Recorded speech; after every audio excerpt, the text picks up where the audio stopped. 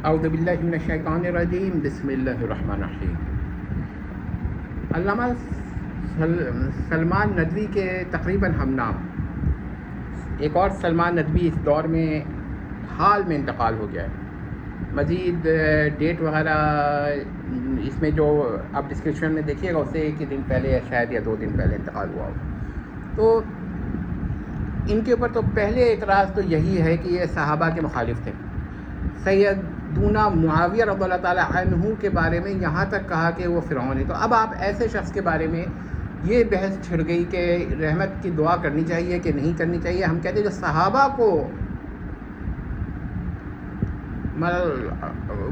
صحابہ کو فرعون کہے وہ تو ملعون ہوتا ہے، اس کے لیے اس کے سارے اعمال ختم ہو گئے۔ لیکن اب ایک اور مسئلہ بھی چھڑا ہے جس کو لوگوں نے چھپایا ہوا ہے۔ آئیے میں وہ مسئلہ بتاتا ہوں۔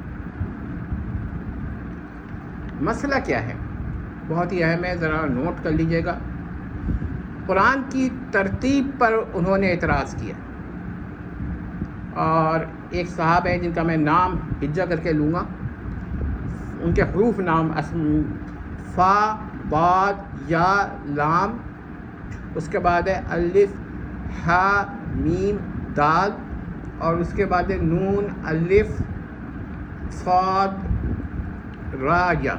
ٹھیک ہے، انہوں نے یہ کہنا شروع کیا کہ سب سے پہلا رد انہوں نے اس کتاب ان کی تحریرات کا کیا۔ بالکل کیا ہوگا، میں اس پہ اعتراض نہیں کرتا، لیکن قرآن کی ترتیب قطعی ہے اور ذریات دین سے ہے۔ جو ترتیب پر اعتراض کرتا ہے وہ ذریات دین پر اعتراض کرتا ہے، قطعیات پر اعتراض کرتا ہے۔ تو ایسا شخص جو قطعیات پر اعتراض کرے، جیسے رسول اللہ کی نبوت پہ اعتراض کرے، یہ ویسا مسئلہ ہے، تو ایسا شخص کافر ہوگا۔ جو قطعیات پر اعتراض کرے، جو ذریات دین پر اعتراض کرے، وہ کافر ہے، اس کا علماء دیوبند سے بھی کوئی تعلق نہیں۔ اب ایک شخص اس کا رد تو کر رہا ہے، اس کو غلط تو کہہ رہا ہے، مگر اس کی تکفیر نہیں کر رہا، بلکہ اس کو مومن مان رہا ہے، اس کے لیے دعائے مغفرت کو بھی جائز کر رہا ہے۔ تو جب کہ اس نے رجوع کچھ نہیں کیا تھا، اس شخص نے جس نے قرآن کی ترتیب پر اعتراض کیا تھا، تو ایسا شخص جو ہے یا تو قرآن کو ترتیب کو قطعی مان رہا ہے، تب تو اس پہ فرض ہے، واجب بھی نہیں، اور یہ فرض عین ہے کہ وہ اس کی تکفیر کرے، جو قرآن کی ترتیب پر اعتراض کر رہا ہے۔ کوئی اس میں لچک نہیں ہے۔ اور اگر وہ ترتیب کو حق مان رہا ہے مگر ظنی مان رہا ہے، تو خود کافر ہے، خواہ وہ دفاع کر رہا ہو ترتیب کو۔ ہمارے پاس اور کوئی ظنیات کا تو مسئلہ ہی نہیں ہے۔ اب کہا جائے تیسرا موقف کہ اگر وہ کہ ترتیب تو قطعی ہے مگر ان سے خطا ہو گئی، علماء میں خطا ہو جاتی ہے، جی قطعیات میں خطا نہیں ہوتی، تو یہ اس کا دھوکہ ہے، مغالطہ ہے۔ اگر ترتیب پر معترض یا ترتیب کا منکر کوئی بھی ہو، اگر آپ اس کی تکفیر نہیں کر رہے، تو آپ کسی نہ کسی طرح قرآن کے ذریات دین کو مشتبہ کرنا چاہ رہے ہیں، کیونکہ پھر تو کچھ نہیں بچتا۔ تو ان صاحب پر یا تو یہ فرض ہے کہ تکفیر کریں، یا پھر یہ ثابت کریں کہ اس نے ترتیب القرآن پر جو اعتراض کیا تھا اس سے رجوع غیر مشروط کیا تھا،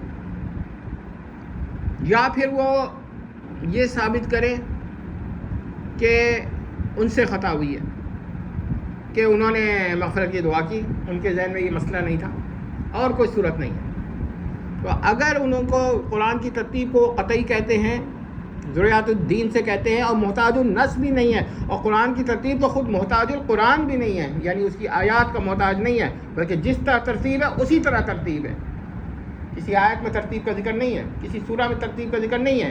یہ معنی ہے میرے۔ غلط معنی لے کر اعتراض کر دینا بہت آسان ہوتا ہے، لیکن میں نے جس طرح ترتیب ہے وہ محتاج آیات اور سورہ بھی نہیں ہے، یہ پوائنٹ ہے۔ بہت ساری باتیں قطعی ہیں مگر قرآن میں نہیں ہیں، قرآن میں ان کا کوئی بیان نہیں ہے، نہ عبارت النص میں نہ اشارت النص میں۔ لیکن وہ قطعی ہیں۔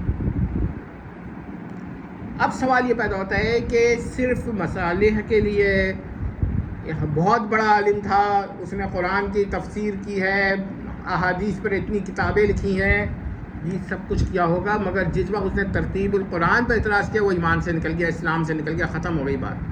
10 لاکھ کتابیں لکھی ہوں، 10 لاکھ جلدوں میں قرآن کی تفسیر کی ہو، ایک جملے اس کی تفسیر کو کافی ہے۔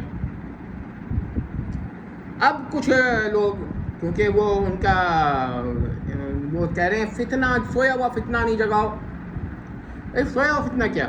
ایک شخص قرآن کی ترتیب کا منکر ہے، آپ کہہ رہے ہیں کہ اس کو کچھ نہ کہو، یہ کہنا فتنہ ہے؟ نہیں، فتنہ تو یہ ہے کہ آپ جیسے لوگ پیدا ہو رہے ہیں جو قرآن کے قطعیات، جو ترتیب قطعی ہے اس پہ شبہ کرنے والے کو، اس پہ معترض کو، اس پر اعتراض کرنے والے کو، یا اس کے انکار کرنے والے کو، یا اس کے اندر احتمال پیش کرنے والے کو مومن سمجھ رہے ہیں، مسلم سمجھ رہے ہیں، حالانکہ یہ ایسا کفر ہے، من شک فی کفری فقط کفر، ایسا شدید کفر بہت کم لوگوں نے کیا ہوگا جیسا کہ یہاں پر ہو رہا ہے۔ یقین مانیے ہم علماء دیوبند کا دفاع کرتے ہیں، مگر اسی لیے ہم نے محدود کر دیا ہے کہ ان لوگوں کا دفاع کیا جائے جو ماضی کے ہیں۔ حال کے علماء دیوبند سے ہمارا کوئی تعلق تھا، نہ ہے، نہ رکھیں گے۔ اگر یہی حال رہا تو ہمارے نزدیک اچھا پھر آپ اثناشی حضرات کے بارے میں کیا کہیے گا جو ترتیب بالخصوص جو ان کا غیر اصولی فرقہ ہے، اخباری جسے کہتے ہیں، کھل کے وہ ترتیب کا انکار کر رہے ہیں، تو وہ بھی کفر نہیں ہوگا۔ تو آپ نے یہ کہنا وہ زیادہ اور کم، یہ مقداری مسئلہ ہی نہیں ہے، آپ ایک آیت کو بھی کہہ دیں غلط لکھ دی ہے صحابہ نے، یہ کفر ہو جاتا ہے، اور وہ بھی کفر قطعی۔ تو بات یہ کہ صرف یہ فتنہ آپ چاہ رہے ہیں کہ فتنہ نہ پھیلے، تو فتنہ اسی وقت نہیں پھیلے گا جب فتنے کا رد کیا جائے گا۔ خاموش ہونا، دبا دینے سے فتنہ مت دبائیے، فتنے کو تباہ کر دیجئے۔ تباہ کرنے کا طریقہ یہی ہے کہ اس کی تکفیر کی جائے، فتنے کو رد کیا جائے۔ یہ نہیں ہے اس سے فتنہ پھیلے گا، لوگ ہوں گے۔ بھائی اگر بالفرض 10,000 علماء نہیں 10 ارب علماء یہ کہہ دیں کہ قرآن کی ترتیب پر شبہ کرنے والا یا اس پر اعتراض کرنے والا مسلمان ہے، وہ 10,000 لاکھ 10 کروڑ جتنے بھی علماء ہوں گے ان کا ایمان کا خطرہ ہو جائے گا، ختم ہو جائے گا ایمان۔ خطرہ کیا ہوگا؟ لیکن قرآن کی ترتیب پر شبہ نہیں آئے گا۔ حیرت ہے، صرف فتنہ یہ نہیں ہے کہ فتنے کا رد کیا جائے۔ فتنہ اصل فتنہ ہے فتنے کا رد نہ کیا جانا، فتنے کو پھیلتا ہی رد نہ کرنے سے ہے، خاموش رہنے سے نہیں پھیلتا، یا خاموش رد کرنے سے پھیلتا ہے، یا خاموش رہنے سے پھیلتا ہے۔ اب یہ آپ نے کہہ دیا نا کہ ان کے لیے دعائیں مغفرت کی جائے، اور اپنی دلیل دی کہ میں نے سب سے پہلے رد کیا ہے۔ آپ نے سب سے پہلے رد کیا ہے مگر تکفیر تو نہیں کی، آپ نے مومن قرار دے دیا۔ کتنی بڑی خطا کی ہے! کیا اس کے بعد بھی اب میں آپ سے سوال کرتا ہوں کہ آپ نے قرآن کو ترتیب کو قطعی مانتے ہیں کہ دنی مانتے ہیں، اور ضروریات دین سے مانتے ہیں کہ ضروریات دین سے نہیں مانتے، یا کہتے ہیں قطعی تو ہے مگر ضروریات الدین سے نہیں ہے؟ یہ قطعی بھی ہے، ضروریات الدین سے بھی ہے قرآن کی ترتیب۔ اس ترتیب پہ شبہ کر دینا یہ کفر ہے، اور کیسا کفر ہے کہ من شک فی کفری فقط کفرا۔ یہ صرف بریلیوں کا مسئلہ نہیں ہے کہ وہ اگر پیش کرتے ہیں تو آپ کہیے کہ بھائی وہ تو ہیں ہی ایسے، نہیں، یہ واقعی کفر ہے۔ رسول اللہ کے ختم النبوہ پہ جس طرح لوگ شبہ کرنے سے یا اعتراض کرنے سے کفر ہو جاتا ہے، اسی طرح بلکہ اسی کے بالکل برابر قرآن کی ترتیب پر اعتراض کرنے سے کفر ہو جاتا ہے۔ ہم نے تو آج تک یہ مسئلہ نہیں پڑھا کہ ہاں بھائی رد تو کر دیں گے مگر تکفیر نہیں کریں گے، مر گیا تو دعائیں مغفرت بھی کریں گے، کیونکہ اس نے اتنی احادیثی کتابیں لکھی ہیں، اتنا ورک کیا۔ بھائی بات یہ ہے اس نے، میں کہتا ہوں 200 جلدوں میں قرآن کی تفسیر کی ہو، کتنی؟ 200 جلدوں میں، اور 200 جلدیں بخاری اور مسلم کی شرح میں بھی لکھی ہوں، مگر اگر وہ کہتا ہے کہ ترتیب جو ہے نا وہ بگڑ گئی ہے قرآن کی ایک آیت کی بھی، تو وہ کافر و مرتد ہے۔ جو اس کے کفر و شرک پہ شک کرے وہ بھی کافر و مرتد ہے۔ اگر آپ کو یقین نہیں آتا تو پھر اس کا مطلب یہ ہے کہ آپ کہہ رہے ہیں اس سے فتنہ پھیلے گا. نہیں، فتنہ تو یہ ہے جو آپ نے موجود ہو گیا ہے. معاف کیجیے گا، سخت الفاظ ہیں، لیکن ہمارا ایسے شخص سے کوئی تعلق نہیں ہے. اگر کوئی ایسے شخص کی تکفیر کرتا ہے جو قرآن کی ترتیب پر معترض ہو، بالکل حق کر رہا ہے. اگر کوئی اس کے کفر میں شبہ کر رہا ہے تو وہ خود اس کا ایمان نہیں ہے، بالکل نہیں ہے، کیونکہ قرآن کی ترتیب قطعی ہے. قرآن کی ترتیب، جس نے قرآن کی ترتیب پر ہلکا سا بھی شک کیا، ادنا سے ادنا شک کیا، وہ کافر و مرتد ہو گیا. والسلام تمام.